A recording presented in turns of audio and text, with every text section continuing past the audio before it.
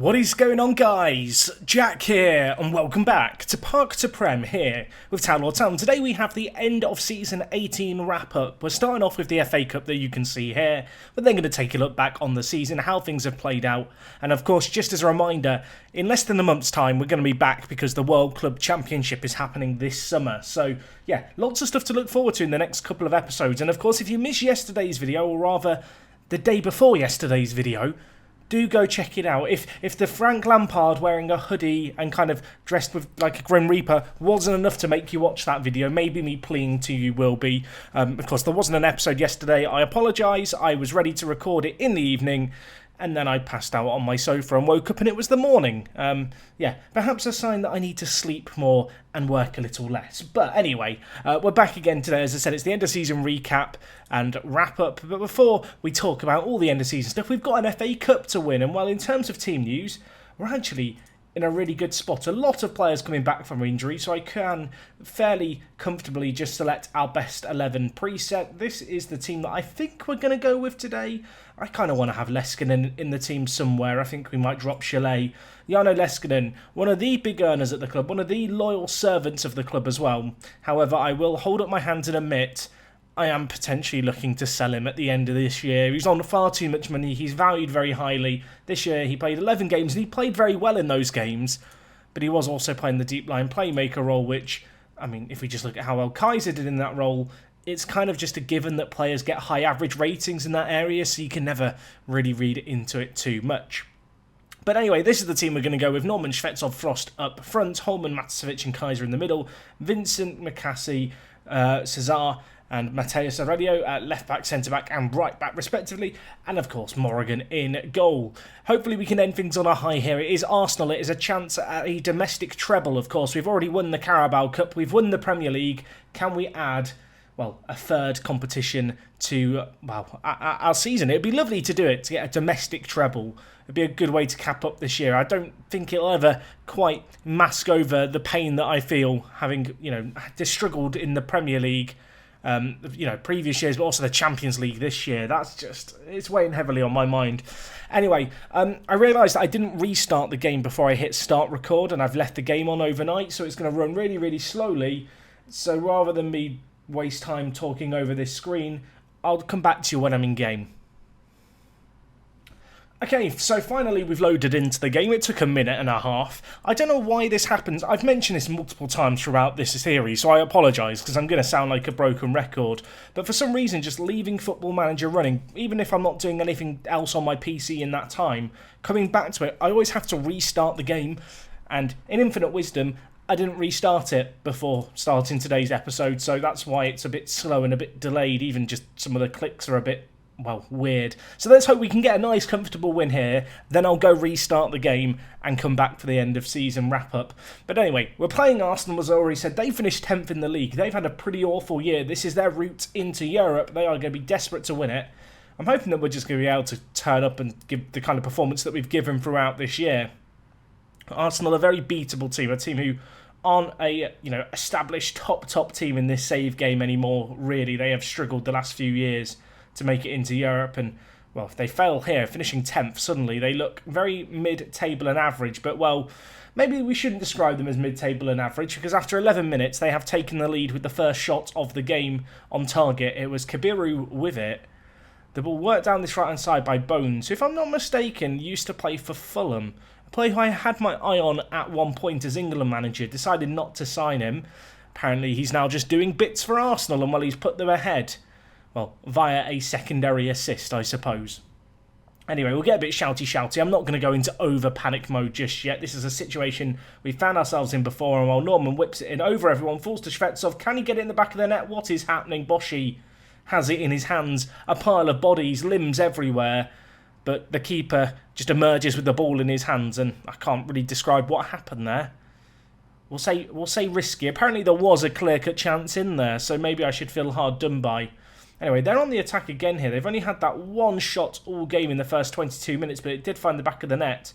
And while the goal scorer and the assistee, Kabiru and Diallo, working the play down this right-hand side for them. Again, or I guess our right's their left. They've hit it just wide of the post. It was comfortable. It was comfortable, I think. Morgan knows the dimensions of his goals. Anyway, so far this has been blooming awful. Holman's apparently nervous. Apparently some players are getting anxious. I don't mean to be rude, lads. Some of you have won a Champions League. You've all won 3 Premier Leagues. Why are we getting nervous here? This is what you're paid to do. Win these kind of cups. And well, Frost, it's what we paid £300 million for you to do, son. Headering it onto the woodwork. The ball going just over the bar. Arsenal live to fight another day. I'll say now, I feel like they're very fortunate to be in the lead in this game. But sometimes you need that element of fortune as an underdog. Ball whipped in. Matheus Aurelio gets it away.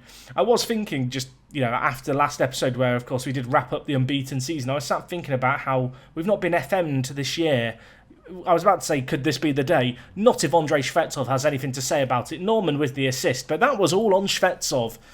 His finish wasn't crazy at the end of it. I feel like the keeper probably should shoulder some of the blame here, but Norman sets the Russian through. He breaks down this left-hand side, cuts inside. Keeper gets half a hand to it, but it's not going to stop the ball finding the back of the net. 1-1. Breathe a sigh of relief, everyone. Breathe a sigh of relief. While we've been awful, we are not behind anymore. And, well, hopefully we can step things up. You can see, statistically, we're all over them. But statistics, they don't win your football matches, folks. Goals do, and we need more goals. And I'll tell you who we need. We need Dylan Turnbull on the pitch, and I'm going to bring in Jarno Leskinen as well for Kaiser.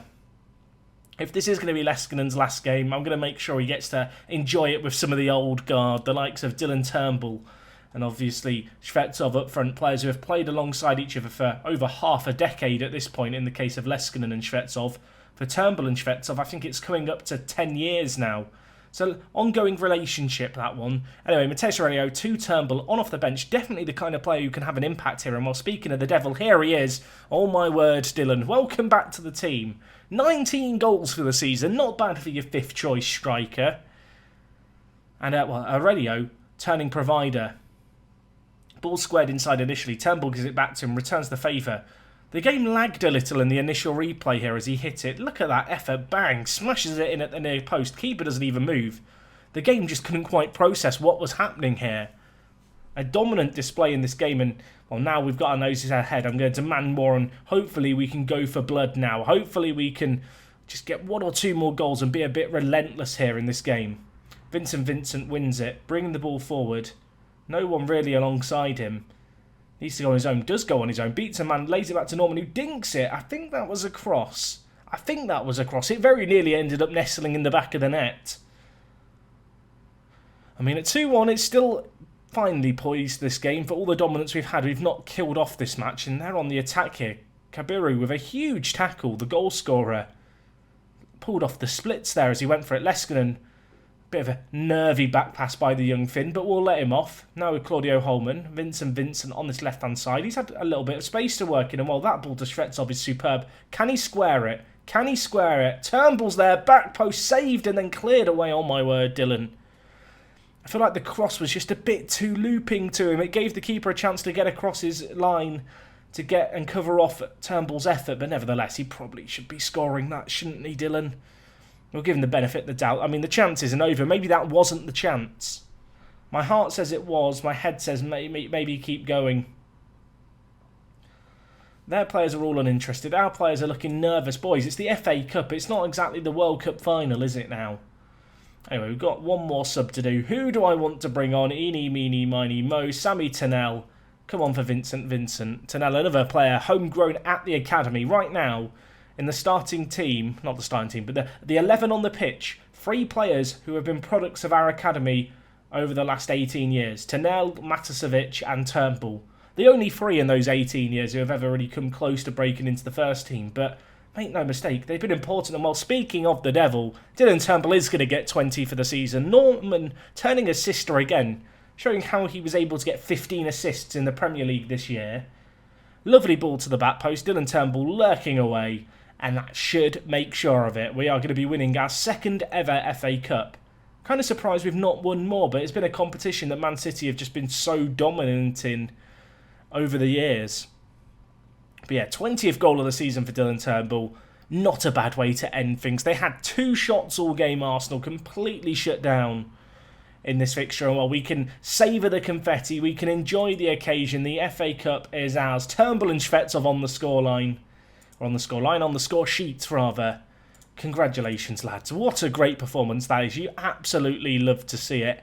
Ending this year on a high, exactly what we wanted. We do the domestic treble. Now, if only we could have won that Community Shield, eh? That'd be nice, wouldn't it? You can see here we get to celebrate the famous treble. A 3-1 win against Arsenal, capping it all off. Here's a list of all the players picking up their FA Cup medals.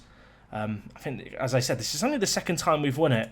We are going to enter the England Hall of Fame as one of the best managers ever to work in England. We're now above the likes of Klopp, Matt Busby as well, closing in on Kenny Dalglish and Frank Lampard. A few fairly big names still ahead of us, to be fair, but, well, we can try and chase them down for a little while, but I think to do anything close to what Alex Ferguson did at United is perhaps just a little out of reach given where we're at right now. Anyway, Dazelle hails us as a true Town Law legend. Thank you very much, Andre. Have you got a job yet, Andre? No, you've retired as a staff member as well. It's all very sad, but what a player he was back in the day, Andre Dazelle. The board are delighted. You can see the FA Cup in the last 6 years has been only won by ourselves and Man City. And yeah, we can savour it. Dylan Turnbull picking up man of the match. The impact sub that we needed. The impact sub we demanded. And yeah, not doing too badly here. 8 goals in 20 in the league this year. Massive improvement on the previous season. As I already alluded to. 20 in all competitions. Means if we just look at the team and sort by goals, we had quite a lot of goals scored in our team this year. Probably a little bit of an understatement, to be honest. Anyway, I am going to go reset my game because, as I said, it's a bit laggy. Just when I click stuff, it takes a while. We'll be back to wrap up the end of season stuff. I'll get all the awards on screen. We'll take an eye and a look towards next season. But as I already mentioned, the Club World Cup is really the next thing. It's the next thing on the horizon. It starts in 23 days. I'm pretty certain we're in it. I mean, it's not been drawn or anything yet. I have no idea when that happens. Maybe we'll do that as well today.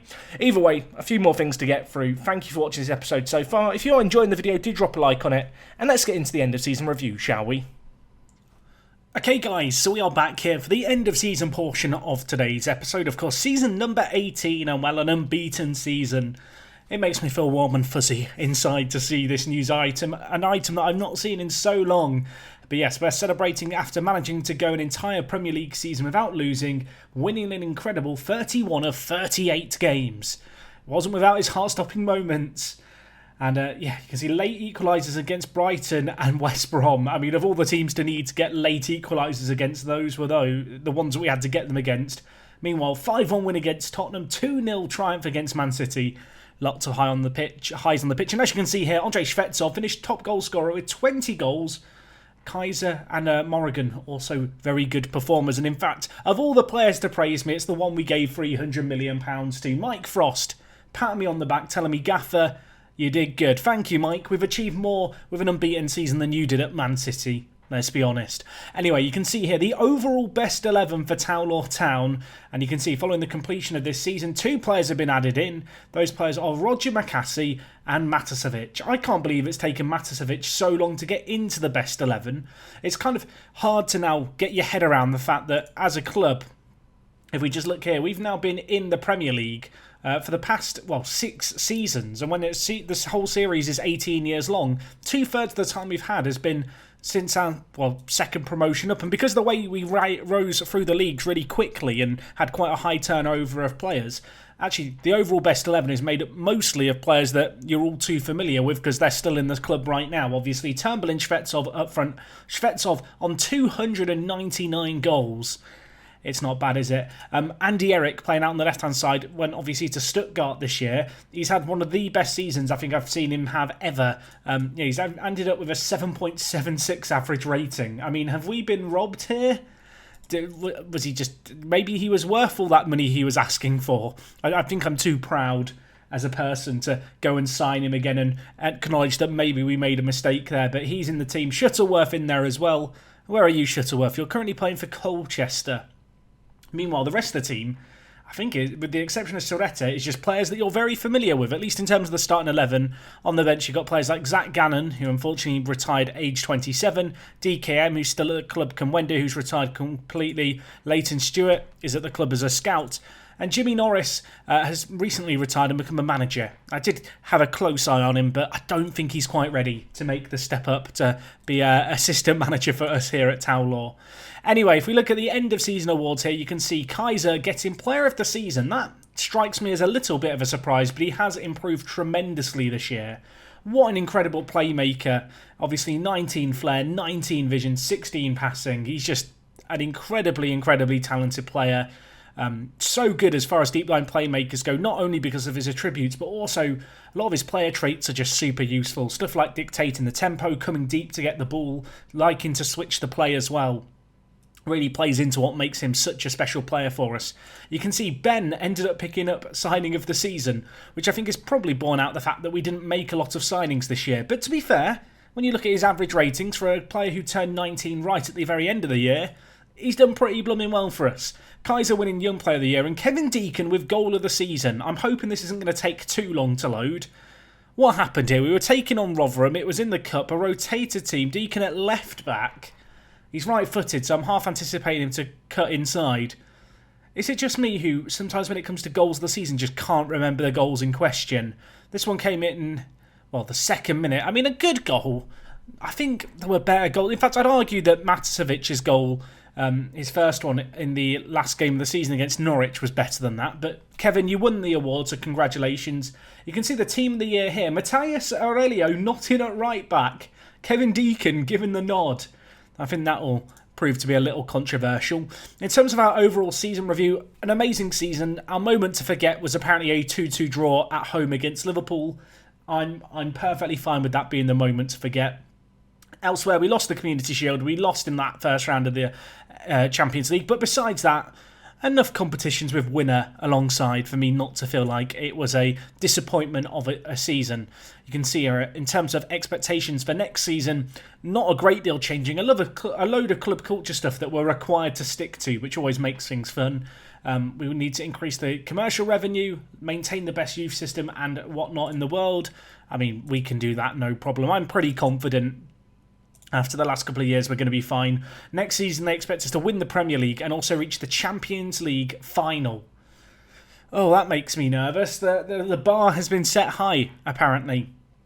You can see here the squad dynamics. Because we've not really changed the team a great deal in recent years, we just have a load of highly influential players, which when they're all happy is fantastic, but obviously there's more of them to get unhappy about things and cause a ruckus in the team being highly influential. But it's not come back to bite us so far. And if anything, the fact that we've not rotated the team a lot at all, we've not had a high turnover of players, and yet, so many are highly influential but happy, I feel like it's a testament to the squad building that we've done here. Anyway, end of season meeting. Sometimes you have to think about these, but we can just tick the top option, which is pretty much always, win the league. And the players are all on board with that. They're going away for pre-season. We've got the post-match analysis of the Arsenal game. We don't really give a Scooby-Doo about that. But yeah, what a crazy season this has been. I feel like this will be remembered as the unbeaten season. As I talked about last episode, I want to have one last shot at the Champions League, one last proper go. Of course, we have got the Club World Cup. I don't know why that's so difficult to say. We've got that coming up this summer as well, so that's going to be coming your way before the start of next season. So a nice little distraction and perhaps a nice way to introduce ourselves into what may well be the final season. I talked about it last episode, but I have noticed interest in the series is fading a little bit. With me being 18 years into the save game, it is getting incredibly slow to continue through. It's one of the reasons why I am struggling to maintain daily uploads. And, additionally, I just feel like after 7.5 months at the same team, it's probably worth, trying something different out. And that's not to say that the videos are just going to completely stop with Towlaw. I do want to do a few holidaying into the future. Maybe we'll do 5 years, 10 years, 20 years. Hopefully they don't go all the way down to tier 10, although with the current situation with the stadium, that is a little bit of a concern. I will level with you. But anyway, in terms of expectations at the start of the year, the expectations were to win the league. I don't think in my wildest expectations you could target an unbeaten season. Certainly I'm not that kind of person. I don't think I've ever gone into a season in Football Manager and gone, let's just do it unbeaten. I think the way in which we've done it is perhaps the most impressive thing. We've now gone 53 games without losing in the league. That goes all the way back to January of last year. So almost a year and a half unbeaten. If we just have a quick look at the player overview stats here, you can see Shvetsov, top goal scorer with 20 goals to his name. Steve Norman, 15 assists. Doesn't get nearly enough credit. I know a lot of people just look at the goal scoring, counter and go, well, he's not scored as many as everyone else, so he can't be as good. He's got the most assists in the league very, very comfortably, and it's not entirely surprising. You can see Morrigan, whilst he didn't keep the most clean sheets this year, he did have the best defensive record in terms of goals conceded. Only 18 conceded in 38 matches. That is absolutely nuts. I don't think there were too many games this year where we were conceding more than a singular goal. You can see the next best defence/goalkeeper was Alvid John and Gasparini, who conceded 21 each. So, interesting. Of course, Morgan did play one game less. I've just noticed here, actually, Gasparini only played 22 games, so he shouldn't be up here. Fake news. Get rid of him. But yeah, games won 31 for Morgan. Played every single game that we won in. Had the second best pass completion in the league. Pajani, the only player who could beat him in that regard. I'm supposing he is playing deep line playmaker. You can see here, Blaine Neal, one of our former players, has the most offsides. You might not remember Blaine, but I do. We sold him for £17 million, having bought him for 250 quid. I feel like at the time that was quite an interesting transfer. He was playing for a Northern Irish amateur side, but was playing in the national team. Anyway, we sold him because he didn't really look like he was going to develop. And to be fair, he's turned into a pretty good player, but I will never be able to get over the 11 finishing. And the fact that he's been offside 46 times in the season maybe makes me feel like we made the right decision. Anyway, we've had a little look at the stats here. We can have a look at the team stats in a little more detail. But first and foremost, we've got to do my end of season awards. So, my player of the year. Who would I give my player of the year to? Oh, who would I give it to? I mean, Kaiser feels like the obvious option because he has contributed a lot. But you know what? I think I'd actually give it to Steve Norman.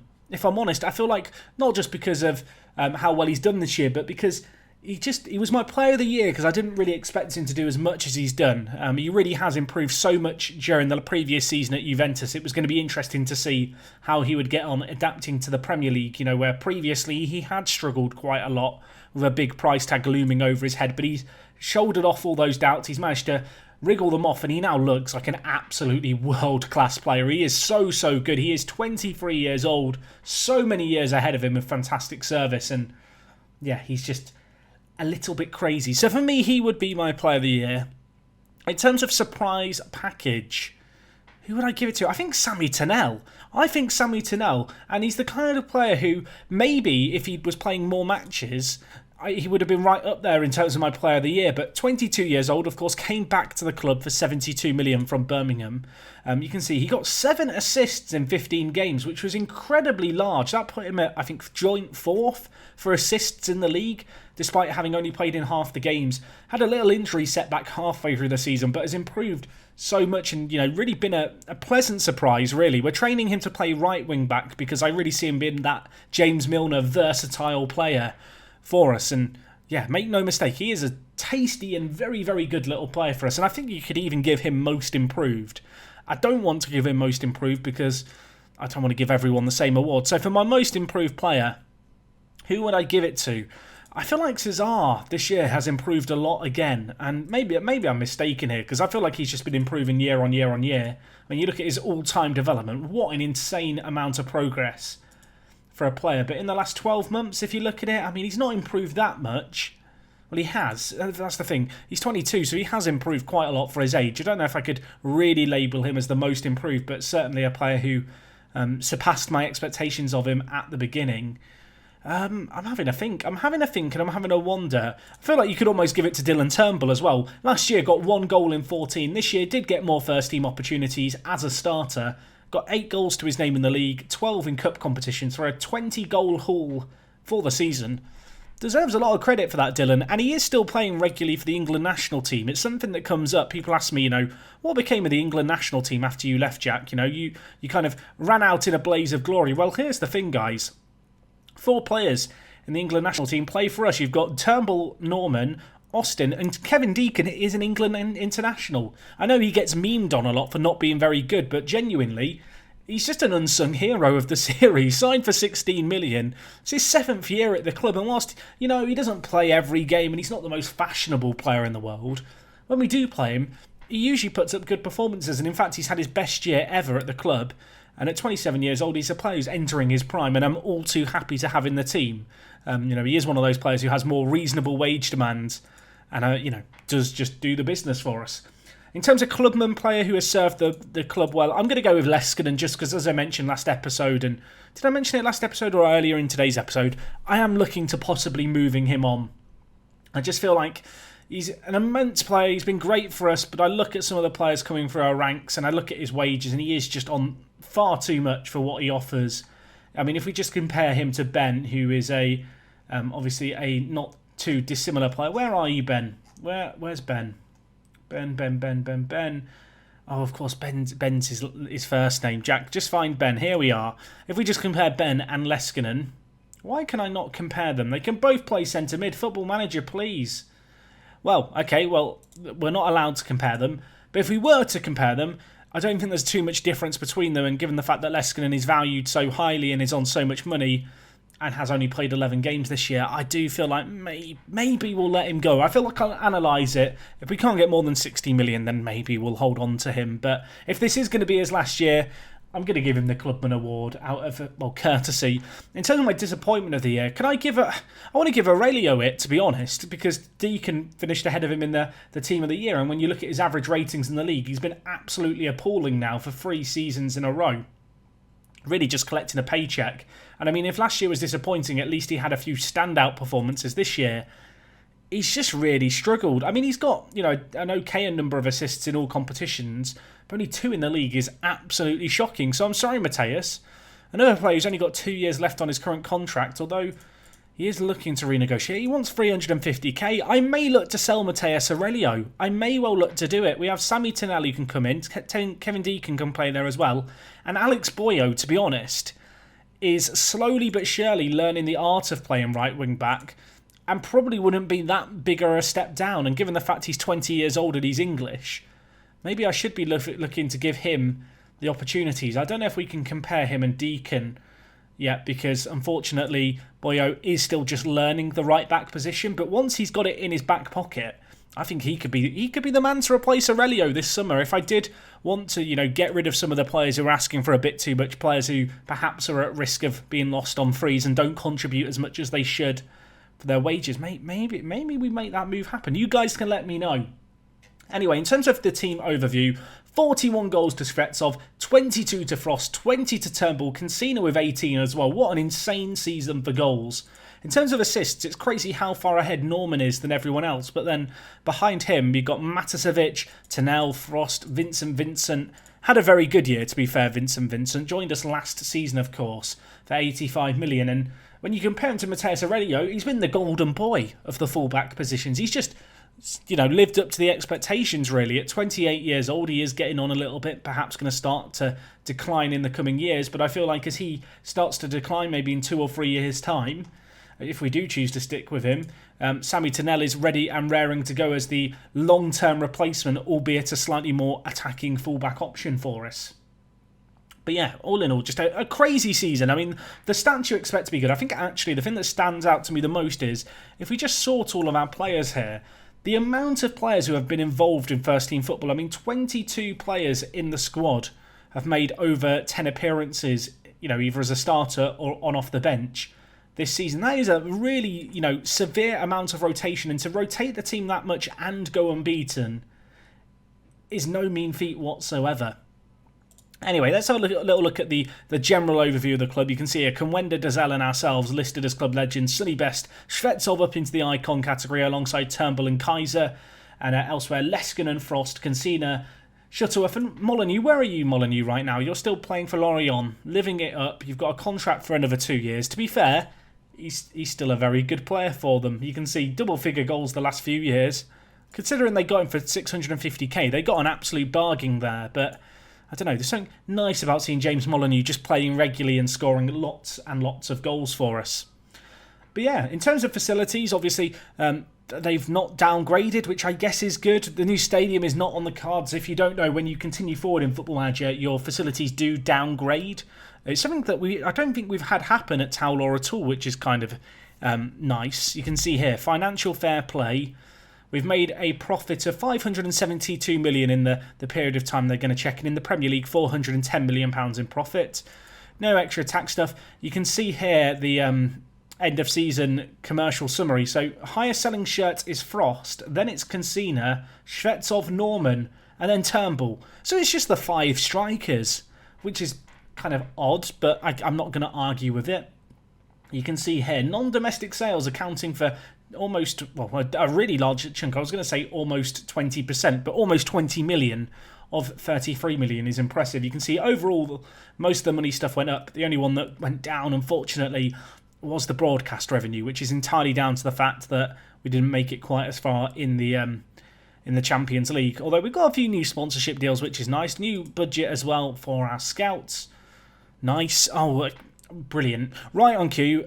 Due to technology, thank you, Football Manager, for giving me the example, even if I didn't really want to see it. Yes, our training facilities no longer rank where they once did. Can we request them to be improved immediately? Alexander, can we get them up? Excellent. Alexander, always getting it up. And you can see here, it's going to be completed by November of this year, this calendar year. So we're not even going to have to wait too long. But that does mean that for the next couple of episodes, we have to look at 4.5 stars here, which is just a little bit sad, really. Anyway, just looking at the club finances, you can see here, overall balance of 270 million, 82 million in transfer budget. Our wage budget is currently set to 6 million. We aren't spending over that technically, but we could do a little bit of reshuffling if we wanted to. But on a financial front, we're in a very good spot. I know a few people have asked, Jack, what are you going to do this year? What's your plan? Who are you going to bring in? Well, if this is going to be our final year, there is a man who I know that many of you are going to be expecting me to try and bring in. And let me tell you now, I promised it. I'm going to do my utmost to make it happen. Dimir Smoljo, who is unhappy because I have already tried to sign him. He has kicked up a bit of a public stinker. Clearly, he wants to come back to the mighty Taulor. But yeah, PSG rejected £80 million bids. I feel like I can kill 2 birds with 1 stone here. Morrigan's had his time in the team. He's played a lot of football for us. But for all of those people who have said, Jack, bring Smoljo back, and for all of those people who have said, Jack, get Morrigan isn't good enough, I'm looking to bring in Smoljo, everyone. And I know some people will say, well, he's not really an improvement. I guess his mentals are a step up, and some of his technicals are. But there isn't a great deal between them. But I did promise it, didn't I? I did promise it, so I kind of feel like I need to make it happen. So that's the aim for this summer, if you were wondering about transfer business. In all honesty, the squad's in such a great position. Obviously, we've got a very large first team here in terms of players training with one another, 27 players. But I feel like they're all just kind of ready to step up and, fill the shoes of one another. There isn't a glaringly obvious position besides the goalkeeper, and even then I'd argue it's debatable. There's not really a position you look at and go, oh my word, that's a weakness. Sure, there's areas where maybe we need to sidestep players on, get rid of Aurelio to let Boyo come through. But there is a sustainability, I guess, to the way in which this squad's been built. Anyway, I did notice here that Leskinen is listed as our key player. Absolute rubbish. The key player thing, I don't know how it's decided. It's just not true. But I know because I've said about selling him, someone's going to have spotted him being the key player and gone, why would you sell your key player? And the answer's kind of simple. It's a load of rubbish. It's just a load of rubbish. I guess Norman isn't the most smart person to compare him to. But even if we compare him to Boyo. Now, Boyo is 20 years old and still improving, but you can see the difference is there. But also, Leskinen's not been on the bench this year. He's not good enough for the bench, and yet he's commanding £210,000 a week in wages, which is absolutely insane. I feel like we've got better defensive playmaker options, and even in a more attacking capacity. I just look at the fact that Andre this year was very frequently on the bench and go, you know what, I'd probably rather have Andre and his athleticism, to be honest, over Leskinen, who, as I've already said, he's just a bit overpaid. If he was willing to take a wage cut, it probably wouldn't be a problem. But there's teams interested in him. He's not played very much. I feel it was cruel to keep him on for too long. It's been a great 6 years, but I don't know. Sometimes it's like a time for change is needed, and I feel like we've been quickly approaching this point, and maybe the time is now. But anyway, things are great here, obviously, at Taulor. We're all sorted. We've got the Club World Cup coming up very, very soon. The draw for that hasn't happened. I don't know when it does happen. I could just keep sitting here, mashing continue, waiting for it. But you know what? I feel like part of the excitement of tomorrow's episode might be who are we going to get in the Club World Cup? Who are we going to be drawn against? It's all a bit of a surprise. As I said previously, I think yesterday, I've never done the new Club World Cup format. I don't really know what to expect. So it's going to be a bit of a venture into the unknown. I'm sure some of you guys are very, very familiar with it. You can see here, Norman created a record. 24 assists is a new record in Towler Town history. The previous record was Sonny Best, a record that has stood for 17 years. 20 assists for Sonny Best in a year. Now it's been eclipsed by Stevie Norman. That's when you know you're in the company of greatness. Shvetsov gets most player of the seasons. He's broken his own record, so give him a round of applause. 7 years in the making, beating that record, but 13 in all competitions. And, well, a load of our players being called up for the Euro Under-21, so I'm sure we'll be keeping a close eye on them. I am noticing from this list a few of these players are players who I would quite like to have for the Club World Cup, so I don't know if they'll be back or not. I guess they won't be. We'll figure that out next time, I think. But anyway, guys, that's going to be all from me today. Thank you so much for your support on this series. If you've got any questions with stuff that I haven't covered in this end of season livecom, leave them down in the comments. I will get back to them. I hope you are seeing this video the day it's meant to be up, which is Thursday. The reason I say that is because I'm getting a fuse box replaced in my flat this week. And, well, tomorrow, the day that you're seeing this video. So, today. So I might not have electricity to upload the video. So I'm recording it in good time. So I don't know why I'm telling you all of this, because unless stuff's gone drastically wrong, the video's up. And if you've got to this point, well then, it was fine, I hope. At least if it's Thursday and you're watching this. Right, I'm rambling on. We're going off on tangents. It's late at night. I'm going to go and get some rest. Enjoy the rest of your days. I'll see you guys again tomorrow for the Club World Cup openers. It is me, Jack, and I will talk to you guys in a bit. I'm out.